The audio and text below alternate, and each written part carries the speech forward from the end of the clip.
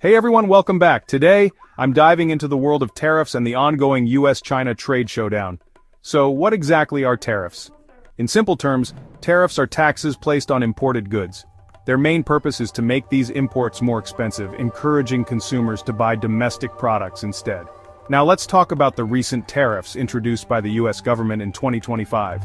This year, tariffs have been escalating, starting with a 10% tariff on Chinese goods, and a whopping 25% on goods from Canada and Mexico, mainly due to concerns around border security and fentanyl trafficking.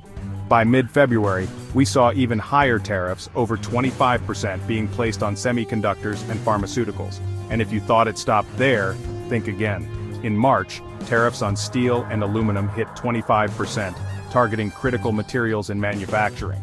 The situation with China intensified, with tariffs on Chinese goods skyrocketing to 145% by early April. Naturally, China didn't sit back.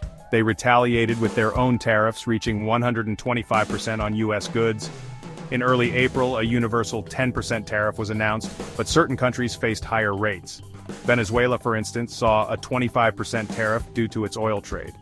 The European Union also faced new tariffs, which led to reciprocal tariffs on US goods. Of course, the auto industry wasn't spared either. 25% tariffs on auto imports and parts came into effect in early April. However, a bit of relief came with a 90-day pause on reciprocal tariffs for all countries except China. But it's not all bad news for tech lovers. By mid-April, exemptions were granted for some tech products like smartphones and laptops from the Chinese tariffs. However, new threats of tariffs on Chinese electronics and semiconductors loomed large. Let's break down the economic impact of these tariffs. They're projected to raise $2.1 trillion over the next decade, but could reduce US GDP by 0.8%, and with retaliations, up to 1%. For the average US household, this means an increase in taxes by about $1,243 in 2025, reducing after-tax income by 1.2%. Retaliatory tariffs from China, Canada, and the EU are expected to hit $330 billion worth of US exports, further reducing GDP by 0.2% and 10-year revenue by $132 billion.